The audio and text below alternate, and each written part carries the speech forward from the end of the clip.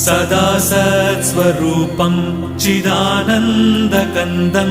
जगत्सम्भवस्थानसंहारहेतुं स्वभक्तेच्छया मानुषं दर्शयन्तं नमामीश्वरं सद्गुरुं साईनाथं नमामीश्वरं सद्गुरुं साईनाथं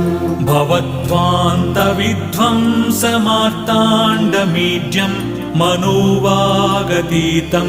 मुनिर्ध्यानगम्यं जगद्व्यापकं निर्मलं निर्गुणं त्वां नमामीश्वरं सद्गुरुं साईनाथं नमामीश्वरं सद्गुरुं साईनाथं भवाम्बोधिमग्नार्दितानां जनानां स्वपादाश्रितानां